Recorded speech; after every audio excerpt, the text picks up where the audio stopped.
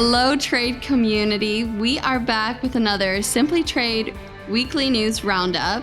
So excited. We have 3 very strong articles, I believe. And, Andy came in already in the beginning and said, these articles are going to be hot today. So I'm very excited to see what these 2 have to say to me. I know the first article too, Lalo has a lot to say about that because he is right there. So I'm very excited. But before, I just want to let you know that a shutdown might be happening soon, which is kind of scary. But no worries, because we covered it with NCBFAA. I remembered. Yes, it's not a common word for me, but I start to remember now. And they had some amazing tips and things to say. So go back to that episode and listen to it so you can be prepared and are not all over the place when this shutdown does happen. Hopefully it doesn't. But again, let's get into the episode. Very exciting. I'm sorry. Hi, Andy. Hi, Lalo. This is my life. They're just living in it today. Okay. So first article, going straight into it. Politics fueling Texas border truck inspections. County judge says. So there's a lot going on in El Paso and the bridge. Lalo is right there, so he probably knows what's happening. I have a few questions, so kind of want to understand what your views are on this. I know there's immigration happening, so we all have our own views on that as well. And do you think this will continue the way it's going right now, backing up the borders? And what is something they can do? Go ahead. Okay. Yeah, I'm reporting live from the bridge right now. No, I'm kidding. Hey, folks, if you don't know, Lalo and his lovely wife and team are down there in El Paso, Texas. So, yeah. So, just kidding about that. But I mean, we do.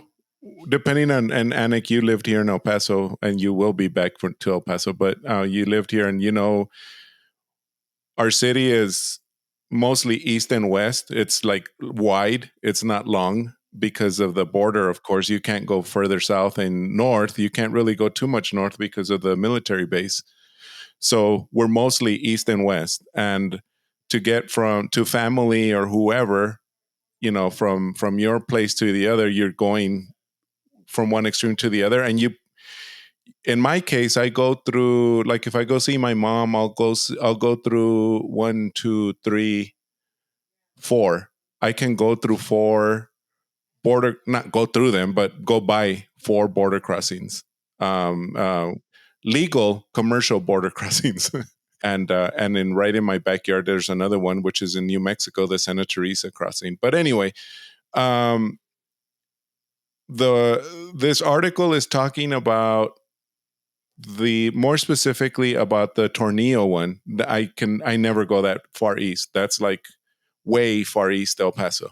So Tornillo Bridge, or again, we call them bridges. They're not the port of entry. The Tornillo port of entry is taking a lot of traffic right now because there is the traffic in the biggest one that we have, which is called the Bridge of the Americas, BOTA, that's what they call it, has been temporarily suspended. Commercial traffic, anyway, has been temporarily suspended because they shifted the CBP staff to the field to help Border Patrol with the immigration crisis. And because of that, a lot of the commercial traffic is going through Tornillo, rightfully so, because that's if you go that way, if you live here, you know what I'm talking about, but their traffic is a lot lighter. It's a lot better. But it's based on your article, Annik, the problem is that there's been a measure from a few years ago, a couple years ago, maybe 2 or 3 years ago, that the governor of Texas added a secondary inspection, which is 100% inspection by the state of Texas after they clear customs to figure out if these containers are carrying any drugs or immigrants, and cargo. Based on historical facts, they've found really nothing over the last again, 2-3 years. I don't remember how long ago that was. I apologize, but it's been clear. It's been clean. They haven't really found anything other than, of course, the routine. Maybe they find them in all ports of entries. Drugs that come in. So the community is asking to stop those 100% inspections because of the fact that it is just backing up traffic. I mean, like commercial traffic, I should say, dramatically. I mean, again, because of the crisis on the border with the immigration, et cetera. So anyway, so yeah, we see that. I mean, personally, I feel maybe, yes, that should be done. Maybe that secondary inspection shouldn't. I mean, for God's sakes, I mean, we have the government, the highest policing entity, which is CBP, that is inspecting the trucks already. So they should go ahead and just do away with that secondary inspection if all possible. At least put it on hold for now, So, but anyway, but that's what's going on. Hi everyone, are you loving our podcast? Do you feel like watching instead of just listening to our episodes? We have started to share our podcast videos on our trade community, www.crowd.trade, where you can view the complete show, comment, and carry conversations with your peers.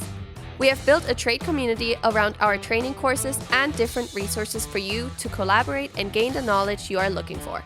Head over to crowd.trade and register for your free account. Let's start trading. All right. So what's going on with part of that, though, is remember some of these trucks that are coming over are Mexican owned trucking companies on a lot of them.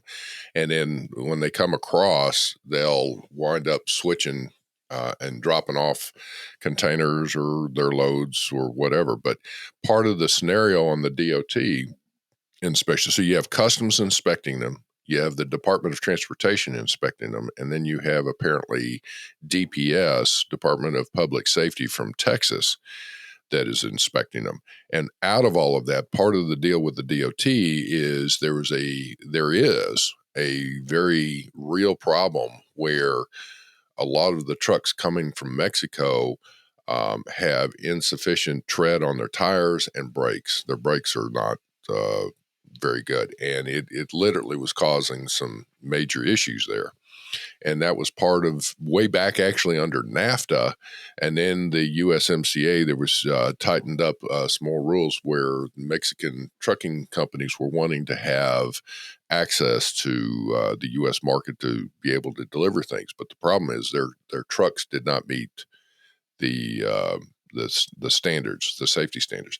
We're getting into dark ships are faking their locations to move oil around the world, and it's likely worth billions of dollars. This is kind of insane to me because we're in 2023, didn't think that could still be a thing, and dark ships kind of sounds scary, like it seems like a movie. Anyways, I have a few questions. So I want to mainly understand who's responsible for this and how it is even possible to get away with this kind of thing. And what are the consequences for this? And what happens after these dark vessels come to shore? So how do they even do this? How does this process work? Who's doing it? And how do we resolve this issue? Especially these large tankers. I mean, we're going to talk about the tankers first. Are gaining or are taking on oil from Iran, from Russia, and from Venezuela. And all of these ships, as they're out, think of it this way: you've got thousands of ships out on the water, and so consider it this way. Let's say that you have at rush hour, where in the evenings you have cars that are backed up, and you see all the cars on the road and whatever, and each car has a GPS transponder in it. So you're tracking it and whatever. And somebody then can turn off that GPS transponder so you don't see it in the satellite transmissions. Well, each ship has the equivalent of a satellite transponder. It's an automated identification system, and it's so it basically identifies ship ABC is wherever and they'll have the longitude and latitude of the location. So it pinpoints exactly where that ship is at. What's happening is that the captains of that ship are turning off those AIS transponders. So it does not automatically upload to say where that ship is at. Hence, dark. It goes dark and you're not seeing it. So then they take on the oil, and the reason they turn it off is so that you don't see where that ship is located. And there are people that track these ships all over, especially insurance companies or maritime insurance. But then they leave the port. They're fully loaded with the oil from these sanctioned countries. And as they leave, they get to a certain point, and a lot of times it's said like, they'll turn it back on. The other thing, how is that possible? well, you can turn off. You can do it's kind of like your Bluetooth. You turn it on and off. When they go dark, doesn't someone that's on the other end on the port see that it's dark? So that's immediately you're fired. No, because I think what's happening, Annik, is that they're pulling into a port that they should not be in. Those people are more than glad to take that ship because they're getting rid of their oil, for example. What they're doing is they're picking up oil and selling it basically on the black market. They're circumventing sanctions. They're circumventing things. Now go back just a little ways ago, and we've had some articles where you were asking the question when we talked about it, where China was pushing to replace the use of the U.S. dollar in exchange on, for financial transactions. People would convert their local currency into U.S. dollars, pay for a contract and all that. But the problem is when you're using the U.S. dollar, you're using Western banking systems. And if there are sanctions against Russia and Venezuela and Iran, what's happening is that then those financial transactions cannot go through or the money is frozen. Okay, so then you have goods that are not trying to be bought and can't be bought because of that. Well, China's pushing to have people use the China yuan or other currencies. What happens? It circumvents all that banking situation. Hence, now they're able to buy and sell oil that's normally been sanctioned on the global market. Saying that, keep in mind another thing. In this article where it's talking about these dark ships, it appears in the vast majority are moving oil from Russia and Iran and Venezuela, and 91% of that is being bought and imported into China. So, people keep talking that we need to work with them and all that. China's circumventing all of the sanctions from the Western world against the Russian oligarchs and against Russia and against Iran and against Venezuela. And they're buying it using the Chinese yuan. Well, what happens there? They can then in turn use the Chinese yuan to buy goods from China and other countries to supplement what they're doing in their own economies. Yeah, and it's so now that you're saying that actually, I'm kind of going to tie the third article into this right now. That way we have it. Because you almost have to, yeah. Literally you're addressing it. So it's the trade in sanctional oil is booming as the U.S. turns a blind eye. So we kind of talked about the dark ships and understanding, how they're doing it. But now going into how it's affecting the U.S. and kind of making it, make them look stupid in a way, right? That's kind of what it's giving. So I made a question because they did say that the fact that this can increase accidents and environmental disasters, this whole process, right? That they're doing. That's what the article said, which that struck to me because isn't that what we really don't want with all this pollution that we already have? We're now doing all this black market thing that's already illegal. All right. So let's explain real quick is what's happening is there are ships that are leaving these sanctioned countries. They turn off their transponders and they get loaded up and then they go out into the high seas. Now, keep in mind, you see some calm seas up around, some of the countries and all that. But if you're out in the middle of, as I say, the high seas, man, the surf out there, if you will, you want to call that, or the ocean, the waves, is pretty rough. And what's happening is two ships will come together and they'll transfer the oil from one ship to the other. And that's where we're talking about the risk for environmental thing. It puts the crew at risk. And this is happening every day. And what they're trying to do is mask where this oil is coming from. And they change the country of origin of the oil, where they brought it from. Then they go in. And so basically, you're familiar with what's called money laundering, right? That's where you take nefarious money that was, from criminal activities, and you run it through a business, and now you launder the money, and it comes out as I've had so much revenue off of it or whatever. That's what they're doing here, is they're laundering the oil to make it, and they change the paperwork, and they're basically committing fraud, and they're smuggling the oil from these countries into other countries. But here's the other thing. Then they turn around, and some of these countries are going into these locations and buying it. Here's a good example. How do they money launder it or oil launder it? One of the countries that is producing oil, not a whole lot, Malaysia. Malaysia produces 500 million barrels a year total. Okay. And China apparently is saying that or 500,000, excuse me, let me stand corrected here. There's 500,000 barrels of oil that are produced. China says that they have been importing 1 million barrels of oil from Malaysia. Well, they're importing more oil than the country produces, right? So you have to catch up with this. And so what's happening, where's that other 500,000 barrels of, or 500,000 barrels of oil coming from? Well, and they're doing it with a lot of these. Yeah, well, but that's what's happening. So it's like, again, as they're trying to do it, they're feeding their own, country with the oil, but they're getting it from nefarious places. I think we're stupid. China really does think we're stupid. Yeah. Oh, of course. Yeah. And then part of the reason is, well, we are stupid. Let me just tell you why, because it's all about politics. I mean, honestly, it's all about politics.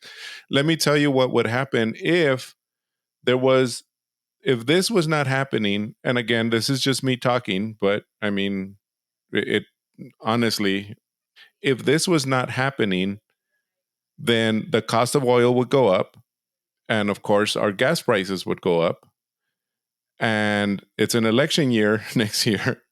And of course, we're going to keep the prices of oil down. Of course, we're going to do that, because then now people are happy, and they're not saying, Biden raised the gas prices or I mean, regardless of who it is, there could have been, Trump could have been in office, and same Isn't thing. It a I don't union? know, whatever. I don't know. Isn't it like a union that does that collectively? No. This has nothing to do with the unions. Yeah, this is more world policy and not policy. No, but not a world union, but I thought it was the different. Oh yes, the oil is controlled by OPEC. Yes, OPEC is oil producing, exporting countries. I wouldn't say a union. I'd use the term. It's not a union. It's a group, a cartel. Yeah, because a lot of people will come that like certain people raise the price. I'm like, that's not possible, because it's like, because there's more oil circulating. Again, Andy said they're importing 1 million barrels instead of 500,000 from Malaysia. It's coming from somewhere. But because there's more oil in circulation, the prices are lower. That's what I'm trying to say. I mean, regardless of who sets the price or not. So, okay, understood. I think these topics are really good. I really like to understand more about this. I know we could go forever on this, because there's so many factors that go into it, and I know it could get pretty heated. But obviously, we have to wrap it up, because there's so many guests you guys have to talk to, and exciting people coming up on the podcast. So you guys have to stay tuned for that. But again, thank you for listening. You can let us know what you want to hear. Send us articles that you want us to talk about, or maybe that I can question. Other than that, we're going to leave you with this. There's no fun fact today for you. I don't have one. I totally got too invested into these articles. But we will have one next week for you. So again, thank you guys, and we hope you have a great Monday. Thank you very much for joining us. Simply Trade is brought to you by the generous contributions of Global Training Center. You can follow the show and GTC on LinkedIn or Twitter and other social networks. Make sure you check out the show notes in the description for a full rundown of today's show with all the important links. Also, make sure that you share this with a friend and subscribe on your favorite streaming platform. We really like hearing from you. If you enjoyed the show, make sure to rate and review wherever you listen to this podcast. If you or someone you know would like to be a guest in the show or would like to sponsor Simply Trade or suggest any topic you would like for us to discuss, please contact us via email at simplytrade@globaltrainingcenter.com, or you can DM us on Twitter at simplytradepod. Thank you again for the privilege of your time. Happy trading. Simply Trade is not a law firm or an advisor. The topics and discussions conducted by Simply Trade hosts and guests should not be considered and is not intended to substitute legal advice. You should seek appropriate counsel for your own situations. These conversations and information are directed towards listeners in the United States for informational, educational, and entertainment purposes only and should not be substituted for legal advice. No listener or viewer of this podcast should act or refrain from acting on the basis of information on this podcast without first seeking legal advice from counsel. Information on this podcast may not be up to date depending on the time of publishing and the time of viewership. The content of this posting is provided as is. No representations are made that the content is error-free. The views expressed in or through this podcast are those of the individual speakers, not those of their respective employers or Global Training Center as a whole. All liability with respect to actions taken or not taken based on the contents of this podcast are hereby expressly disclaimed.